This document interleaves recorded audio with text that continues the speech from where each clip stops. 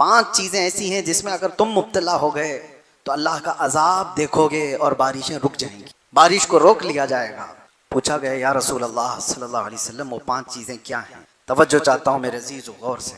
سب سے پہلی چیز میرے آقا صلی اللہ علیہ وسلم فرماتے ہیں کہ جب کھل کر کے اعلانیہ طور پر گناہ ہونے لگ جائیں، اوپنلی سب کچھ کیا جانے لگ جائے، تو یہ اللہ کے عذاب کو دعوت دینے والا پہلا عمل ہے۔ لوگ اپنی برائیوں کو چھپایا کرتے تھے، لیکن اس دور میں اپنی برائیوں کو ظاہر کرنے کا فیشن آ چکا ہے۔ جو کچھ کیا اس کو ریل بنایا اور سب میں نشر کیا۔ انٹرنیٹ کی دنیا پر آج دیکھیں بھرے ہوئے ہیں، نوجوانوں کی سب سے زیادہ مصروفیت آج کس کام میں ہے؟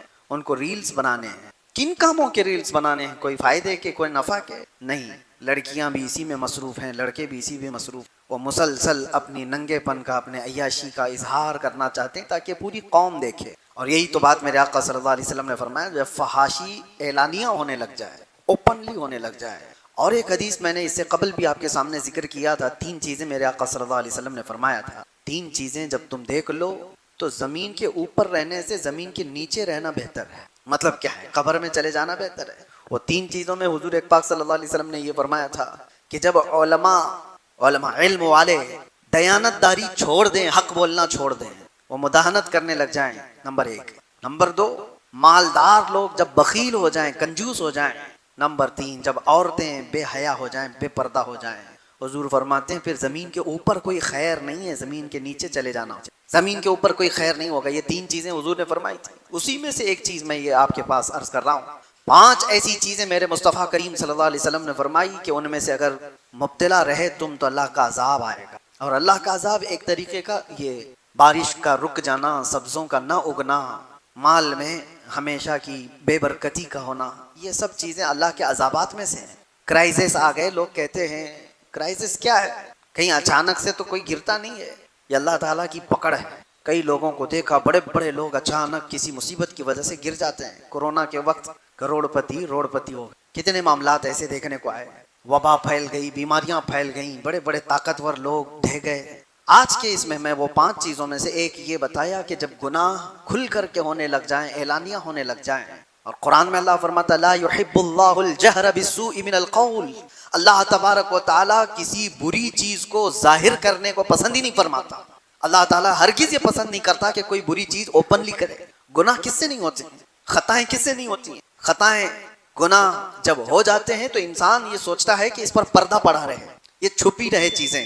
لیکن کوئی بندہ اگر آ کر کے بتاتا ہے میں سود خور ہوں، میں نے 4 عورتوں سے زنا کر لیا ہے، معاذ اللہ رب العالمین، کوئی اگر آ کر کے بتائے فلاں کی چوری میں نے کی ہے، تو وہ اپنے گناہوں کا اظہار کر رہا ہے اور مخلوق کو گواہ بنا رہا ہے اپنے گناہوں کا۔ پیروکار جس کے رہے ہوں، ایسا شخص تھا۔ اب اس کی ایک کتاب جو اس کے ایک شاگرد نے لکھی ہے، اس کی تعلیمات کو جمع کیا ہے، جس کو کہتے ہیں چکاوتی سننا، یہ کتاب ہے۔ اس کتاب میں گوتم بدھ تعلیم دے رہا ہے، کہتا ہے کہ اے میرے چاہنے والوں، اے میرے مریدوں، اے میرے شاگردوں، سنو میں تمہیں ایک بڑی بات بتاتا ہوں۔ کہا میں ایک ہی بدھا نہیں ہوں، دنیا میں ایک بہت بڑا بدھا آئے گا۔ بدھا کہتے ہیں پاکیزہ اور مقدس آدمی کو، مقدس آدمی کو بدھا اس زبان میں کہا جاتا ہے۔ ایک اور بڑا بدھا آئے گا اور وہ تبلیغ کرے گا۔ اس کی تبلیغ شروع میں بھی عروج پر ہوگی اور جب پھیلے گی تو ہزاروں کی تعداد میں ہوگی۔ اس نے کہا جس طرح میرے شاگرد سینکڑوں میں ہیں، اس کے شاگرد لاکھوں میں ہوں گے۔ بدھا نے کہا گوتم بدھ عیسیٰ علیہ السلام سے بھی 700 سال پہلے کا ہے، 700 سال پہلے عیسیٰ علیہ السلام سے، میں تو عیسیٰ علیہ السلام کا ذکر کر چکا ابھی۔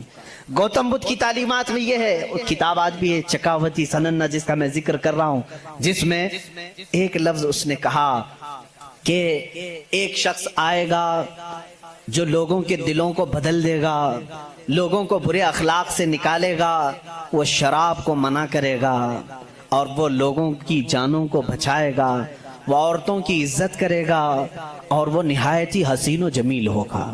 یہ سب الفاظ موجود ہیں۔ اس کے شاگردوں نے پوچھا اب وہ آئے گا تو ہم اس کو کیسے پہچانیں؟ اس نے بھی ایک لفظ کہا، اس نے کہا وہ مائتریہ ہوگا۔ یہ وہی الفاظ میں بیان کر رہا ہوں، تھوڑے خشک ہیں، اس کو سمجھ لیں آپ، اس لیے کہ میری تقریر وہ لوگ بھی سنیں گے تو وہ چیک کریں گے۔ مائتریہ ہوگا۔ گوتم بدھ کہتا ہے وہ آئے گا، وہ اس کو مائتریہ کہیں گے، مائتریہ کہیں گے۔ مائتریہ کا اب لفظ کا ترجمہ نکالنا پڑے گا کہ کیا ہے یہ حقیقت میں، اس کا معنی کیا ہے۔ مائتریہ کا جب عربی میں ٹرانسلیٹ کیا گیا تو اس کو کہا گیا رحمت للعالمین۔ اس نے کہا اس کو کہا جائے گا مائتریہ۔ مائتری کا مطلب ہوا سارے جہانوں کے لیے جو رحمت ہوگا۔ مجھے بتاؤ میرے عزیزو، سارے جہانوں کے لیے رحمت میرے نبی کے علاوہ کون بن کر آیا؟ قرآن کہتا وما ارسلناک الا رحمت للعالمین، اے محبوب ہم نے آپ کو سارے جہانوں کے لیے رحمت بنا کر کے بھیجا ہے۔ گوتم بدھ نے پھر جو نشانیاں بتائی وہ حیرت کی ہیں، حیرت کی ہیں۔ اس کا ایک خادم تھا انندا نام سے، اس خادم کو لے کر کے وہ ہمیشہ چلتا تھا اور اس کی وہ بڑی حفاظت کرتا تھا انندا۔ اور سری لنکا کی زمین پر یا کسی اور علاقے میں اس نے انندا نے پوچھا کہ تم جس مائتریہ کا ذکر کرتے ہو کہ بڑا بدھا آئے گا، اس کی کچھ نشانیاں بھی تو بتاؤ۔ تو اس نے کہا گوتم بدھ نے کہ مجھے جہاں تک معلوم ہوتا ہے جس طرح تو میرا انندا ہے اسی طرح وہ مائتریہ کا بھی ایک خادم ہوگا جو اسے کندھوں پر بٹھا کر کے ایک غار تک لے جائے گا۔ اور دوسرے کچھ الفاظ میں اس کی تشریح بعض لوگوں نے کہا وہ حضرت انس رضی اللہ تعالیٰ عنہ جو حضور صلی اللہ علیہ وسلم کے خادم تھے، ہمیشہ حضور کے ساتھ رہتے تھے، ہر جنگ میں حضور کے ساتھ تھے، ڈیفنس کے لیے رہتے تھے حضرت انس رضی اللہ تعالیٰ عنہ۔ بہرحال اس نے پھر پوچھا انندا نے گوتم بدھ سے کہ بدھا اس کی اور کچھ نشانیاں بتاؤ کہ جب وہ آئے گا تو کیسا ہوگا۔ تو اس نے کہا کہ وہ پیدا ہوگا تو صبح ہو رہی ہوگی، وہ پیدا ہو رہا ہوگا صبح ہو رہی ہوگی، جس سہانی گھڑی چمکا طیبہ کا چاند۔ میرا نبی کس وقت دنیا میں آیا ہے؟ صبح صادق کے وقت ہے، جب صبح سورج ابھی طلوع نہیں ہوتا، جو نماز فجر کا وقت ہو رہا ہوتا ہے، اسی صبح صادق میں میرے آقا کی جلوہ گری ہوئی ہے۔ یہ ان کی کتابوں سے۔ میں پہلے اب یہاں پر ایک بات اس کو واضح کر دوں، اسپشٹ کر دوں اس چیز کو ان کی زبان میں، کہ ہمیں ہماری نبی کو پہچاننے کے لیے کسی دوسرے دین کی ضرورت نہیں۔ میں اپنے نبی کو رحمت للعالمین تسلیم کرتا ہوں، میرا قرآن کہہ رہا ہے بس مجھے کافی ہے۔ میں تو تم سے کہہ رہا ہوں، ان لوگوں سے جس کو تم مقدس مانتے ہو، چلو ہم انہی کو اٹھا کر تمہیں بتائیں۔ ظاہر سی بات ہے الفضل لما شہید بہ الاعداء، عربی میں کہا جاتا ہے فضیلت تو اس کی ہے جس کی دشمن بھی گواہی دیتے ہوں۔ اب بدھا یہ کہتا ہے، گوتم بدھ یہ کہتا ہے کہ وہ بدھا آئے گا تو وقت صبح کا ہو رہا ہوگا۔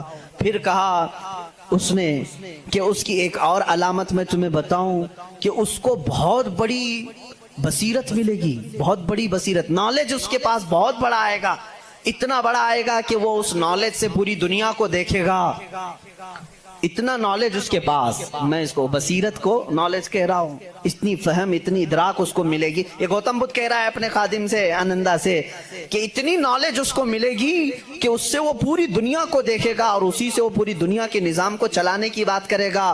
لیکن اس کی علامت یہ کہ یہ ہوگی کہ وہ جو نالج، وہ جو بصیرت اس کو ملے گی اس بدھا کو، وہ رات کے وقت ملے گی۔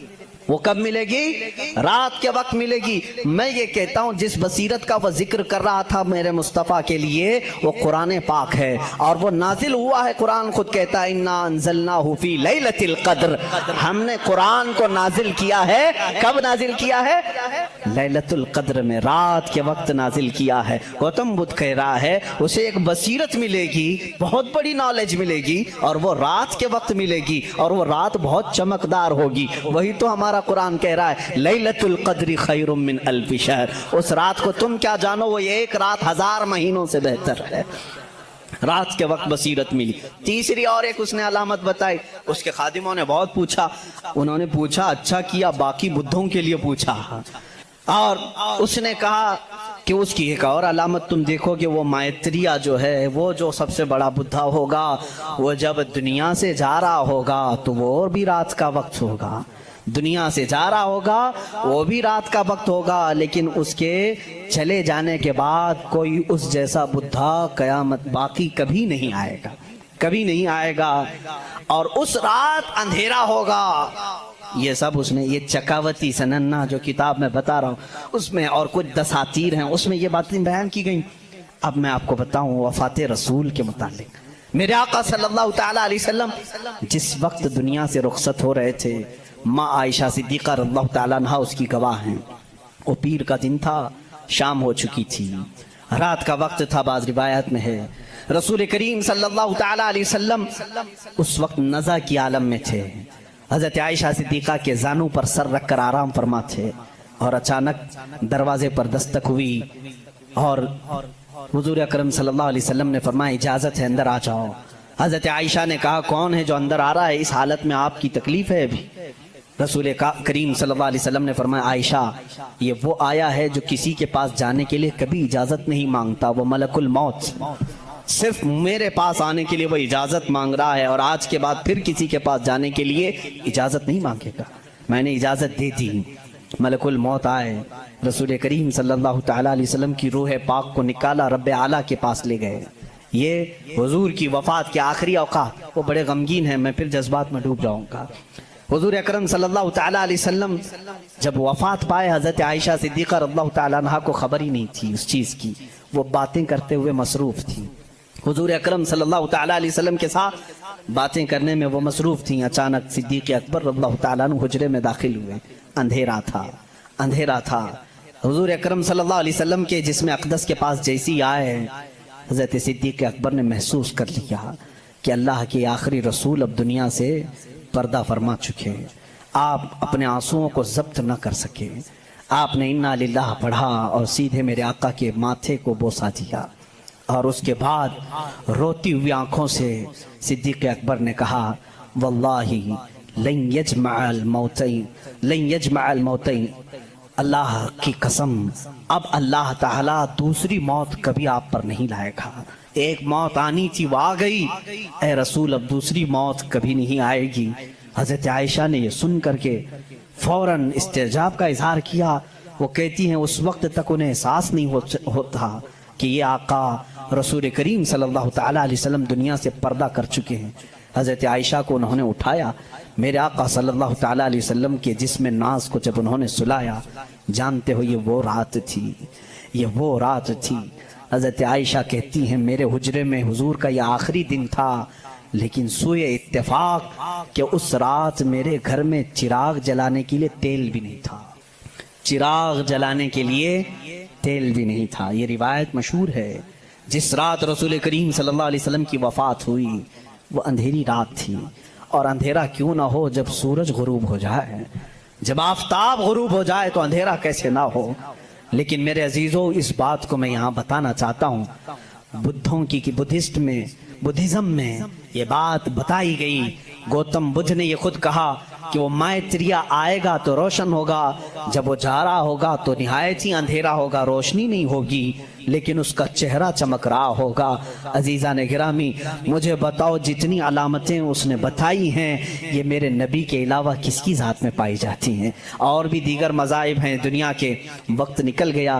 زردشتی مذہب جو مجوسی ہیں ان کی بھی کتاب ہے زندہ وسطہ نام سے. یہ فارسی کے لوگ تھے، ایرانی الاصل تھے، آگ کی پوجا کرتے تھے. ان کی کتاب میں بھی لکھا ہے، پارسیوں کی کتاب میں لکھا گیا ہے کہ ایک نبی آئے گا جو عرب میں پیدا ہوگا، وہ آگ کو بجھا دے گا اور کعبے کی طرف سارے لوگوں کے منہ کو موڑ دے گا. اس نے کہا اس وقت تک لوگوں کا قبلہ کعبہ نہیں تھا، بیت المقدس کی طرف منہ کر کے پڑھتے تھے. زندہ وسطہ کتاب یہ پارسیوں کی کتاب ہے جس میں یہ زردشتی مذہب کو مانتے ہیں. وہ اس میں بشارت دی گئی ہے ایک نبی آئے گا، عرب میں پیدا ہوگا، آگ کو بجھا دے گا اور سارے لوگوں کا منہ کعبے کی طرف پھیر دے گا. مجھے بتاؤ کعبے کی طرف کسی اور نبی نے نہیں پھیرا، بلکہ مصطفیٰ کریم صلی اللہ تعالیٰ علیہ وسلم جب مدینہ طیبہ تشریف لائے اس وقت بھی لوگوں کا قبلہ بیت المقدس تھا. بیت المقدس